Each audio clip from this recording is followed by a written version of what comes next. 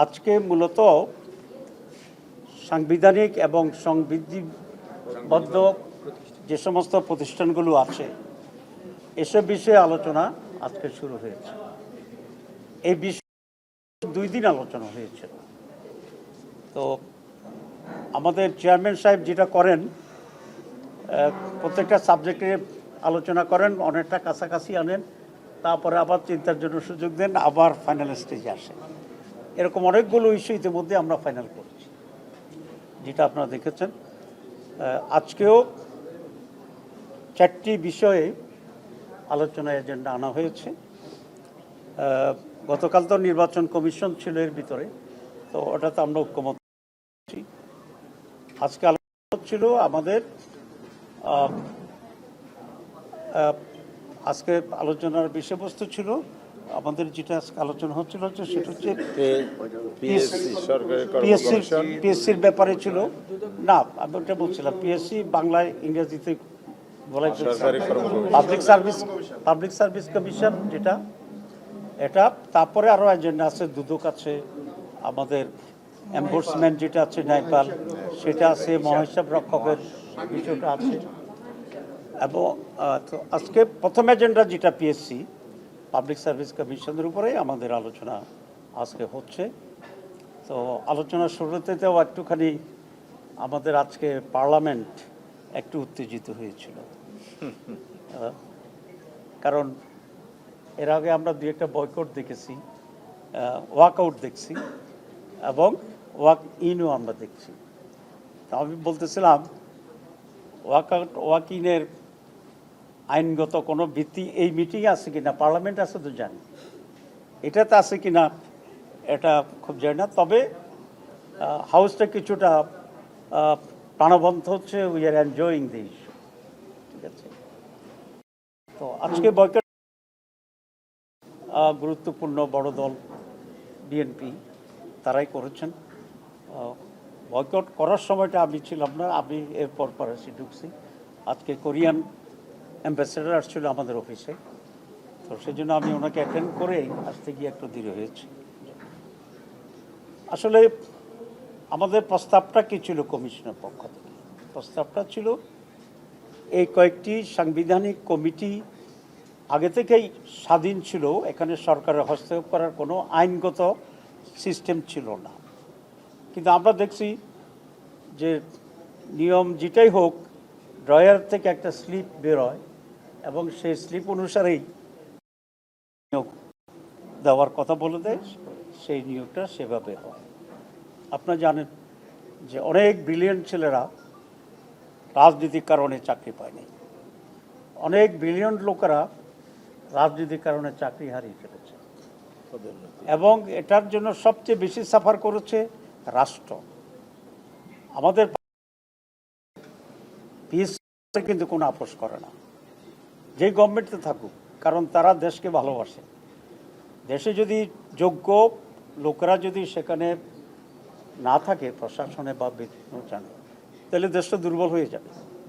এই জন্য আমাকে অনেক মন্ত্রীরা বলতো যে সচিবেরা ড্রাফট করতে পারতো না, তো ড্রাফটিংতে ছিল অ্যাসিস্ট্যান্ট সেক্রেটারি লেভেলের কাজ, কিন্তু দেখা যায় সচিবেরা ড্রাফটিং জানা না। অনেক সচিব আছেন যারা ইংরেজিতে ড্রাফট করতে পারে।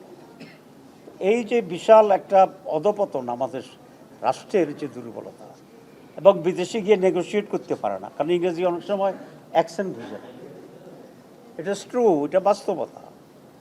সেই জন্য আমরা বলেছি যে পিএসসি সাংবিধানিক একটা কমিটি থাকবে, এখানে কোনো দলের, কোনো মন্ত্রীর, কোনো প্রধানমন্ত্রীর হস্তক্ষেপ এখানে থাকতে পারবে না। তো এটার বিরোধিতা করার তো আমি কোনো কারণ দেখতেছি না। আপনি কেন বিরোধিতা করবেন? তাহলে আপনি হস্তক্ষেপ চান। আপনি কেন বিরোধিতা করবেন? তাহলে আপনি দলীয়করণ চান। একটি দলের জন্য এটা সমস্যা হইতে পারে, যে দল মনে করে আমরা ক্ষমতায় গেলে আমরা কিছুটা বেনিফিট নেব, আর যদি মনে করে যে না, আমরা কোনো অবৈধ বেনিফিট নেব না, তাহলে এখানে মেরিটের বেসিসে নিরপেক্ষভাবে আমাদের দেশের যারা উচ্চ প্রশাসনে আছেন তাদের নিয়োগ হবে, এতে তো আপত্তির কোনো কারণ নেই। আমি বলেছি বয়কটের পরে যে তাহলে এই হাউসকে কনভিন্স নিরপেক্ষ, হস্তক্ষেপহীন, মেরিট ওয়াইজ একটি রিক্রুটমেন্ট যদি হয়, তাহলে দেশের কি কি অসুবিধা আছে এটা আমাদেরকে কনভিন্স করতে হবে। আমরা যদি মনে করি দেশের খুব অসুবিধা হয়ে যাবে, অবশ্যই সেটা আমরা করব না। আর যদি এটা হয় যে না, দেশের জন্য ভালো হবে কিন্তু কোনো একটি দলের জন্য খারাপ হতে পারে, তাহলে তো এটাকে জাতি এটা অ্যাকসেপ্ট করবে না, এবং এটা আমরা চাইও না।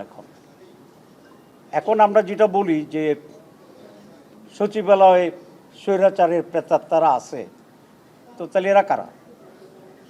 এরা হচ্ছে তারা যারা স্বৈরাচার মেরিটকে বাদ দিয়া স্লিপের মাধ্যমে, লিস্টের মাধ্যমে নিয়োগ করছে তারা।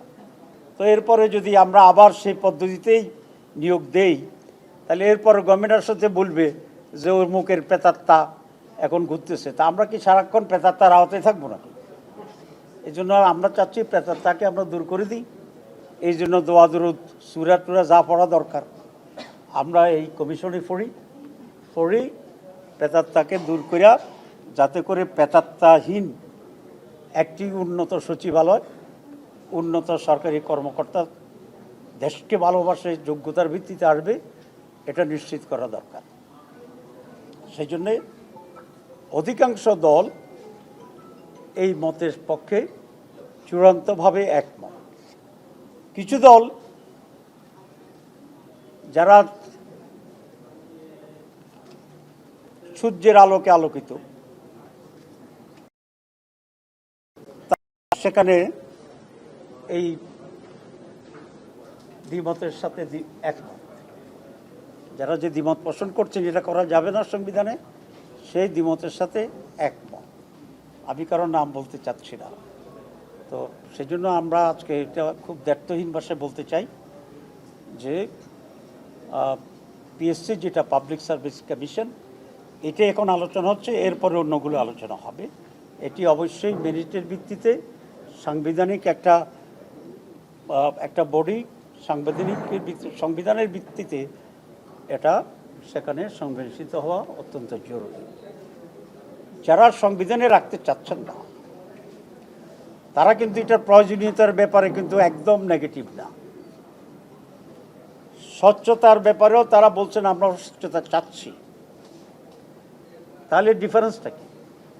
ডিফারেন্সটা হচ্ছে ওনারা বলছেন একটা ভালো প্রস্তাব, যুক্তি কিছুটা ওনাদের দৃষ্টিতে, সেটা হচ্ছে এটাকে আইন করে টাইট করা দরকার। আমরা এটা খুব চরমভাবে বিরোধিতা করছি। আমরা বলছি সংবিধানের ভিতরে থাকতে হবে। ওনাদের যুক্তি হচ্ছে সংবিধানের ভিতরে যদি এটা চলে যায় তাহলে কোনো সময় যদি পরিবর্তন করতে হয় এটা পারা খুব কঠিন হবে, কারণ সংবিধান চেঞ্জ করা কঠিন হবে। আমাদের যুক্তিটা হচ্ছে ঠিক এইরকম, যেটা সংবিধানে রাখতে হবে যাতে করে যখন তখন এটা পরিবর্তন করা না যায়।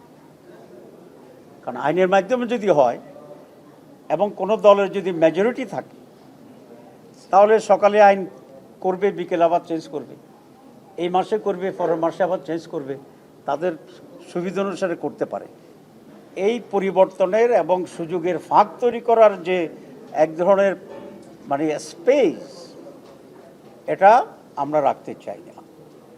আমরা চাই জুলাই বিপ্লবের যে চেতনা, 54 বছরে এই দেশের মানুষের যে অভিজ্ঞতা, ন্যায্যতার যে অনুপস্থিতি, মেরিটের যে অবমূল্যায়ন এবং নিরপেক্ষতার যে দুর্ভিক্ষ, এই সবটাকে মিলে আমরা মনে করি যে কোনোভাবেই পিএসসি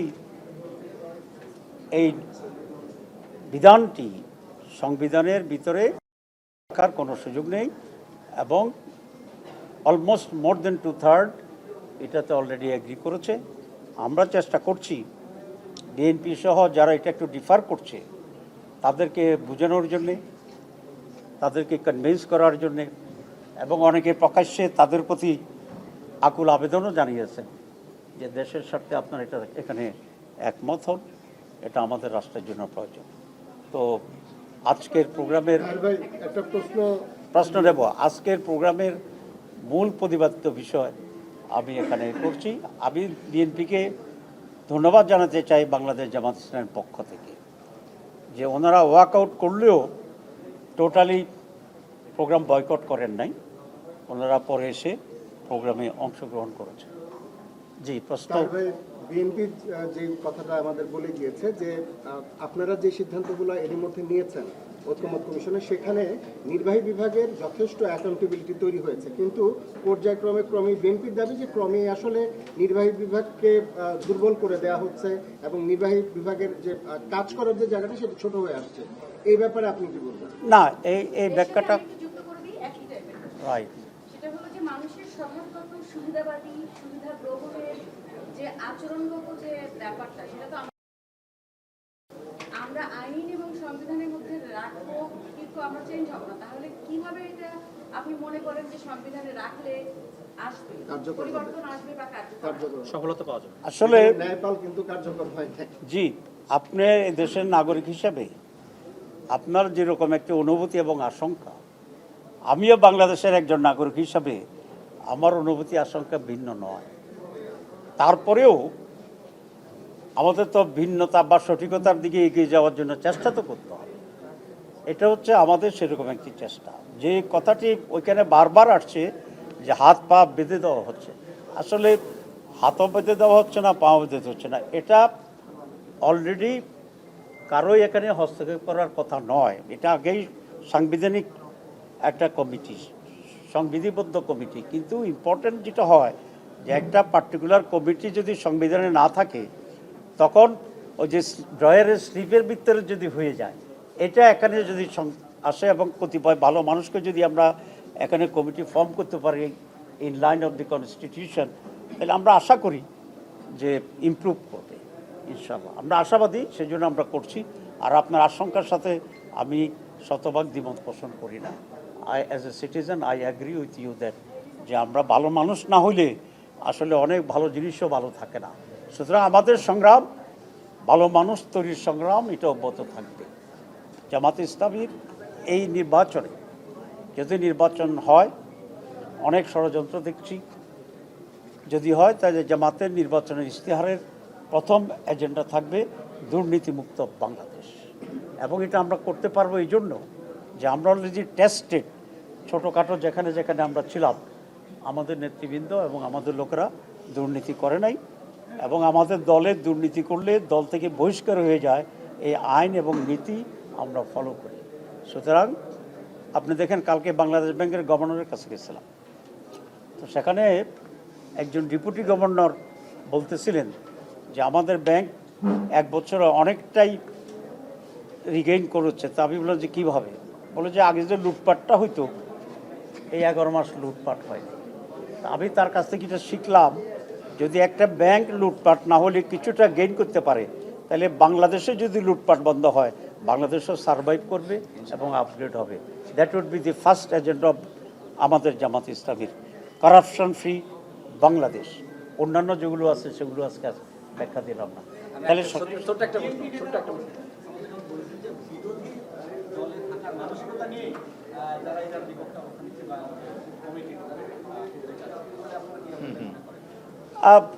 আসলে আমি বিরোধী দল বা সরকারি দল সেই হিসাবে দেখছি না। আমরা দেখছি যেটা হওয়া উচিত, জাস্টিফিকেশনের ভিত্তিতে, মেরিটের ভিত্তিতে আমরা আলোচনা করছি। কারণ আমি বিরোধী দল থাকবো বলে আমার পরে যাতে জুলুম বেশি না হইতে পারে, এই জন্য আইনটা একটু লুজ করে দিলে ভালো। আমি সরকারে থাকবো বলে বেশি করে আমি সুবিধা নিতে পারবো, এই জন্য আইনটা লুজ করে দিলে ভালো, এই চিন্তা আমাদের নাই। আমাদের চিন্তাটা হচ্ছে merit, benefit, betterment and beneficiary for the country and the nation, not the party. আমার একটা ছোট্ট প্রশ্ন, আপনি আপনার মন্তব্যে বললেন যদি নির্বাচন হয়, তার মানে নির্বাচন নিয়ে আপনাদের কোনো আশঙ্কা আছে কিনা, এবং জামাত ইসলামী দলগতভাবে কবে নির্বাচন চায়? আসলে আমরা নির্বাচন নিয়ে আমাদের কোনো আমরা নির্বাচন চাই, নির্বাচন হওয়া উচিত, এবং নির্বাচন ফেব্রুয়ারি মাসে যদি হয় তাতে আমাদের কোনো ধরনের আপত্তি নেই। নির্বাচনে যাওয়ার প্রস্তুতি আমাদের আছে আলহামদুলিল্লাহ। কিন্তু নানা ষড়যন্ত্র দেখতেছি, কারণ এখনও লেভেল প্লেইং ফিল্ডের ব্যাপারে গভর্নমেন্ট তেমন কোনো স্টেপ নেয় নাই। নির্বাচন কমিশনের অনেকগুলো কাজ, যেমন প্রবাসীদের ভোটার করা, তারপরে বিভিন্ন আইন তৈরি করা, ভোটার লিস্টকে আপডেট করা, বিদেশের ভোটারগুলোকে করা, তাদের কমিটমেন্ট আছে প্রবাসীদের ভোটের ব্যাপারে, সেটা এখনো করে নাই। It will take more than 6 months.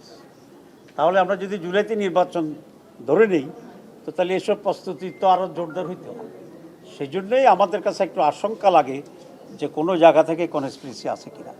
যদি একটা ফেয়ার ইলেকশন হয়, লেভেল ফিল্ড সেখানে তৈরি হয়, এবং কিছু আইনের পরিবর্তন দরকার ইলেকশন কমিশনে, সে আইনগুলি তৈরি হয়, তাহলে আমরা তো ইলেকশনের জন্য অপেক্ষায় আছি আলহামদুলিল্লাহ, এবং আমরা মনে করি পিপলস করবে। আরেকটি কথা বলে দিই, কে সরকারে যাবে কে বিরোধী দলে যাবে এটা ডিসাইড করবে জনগণ।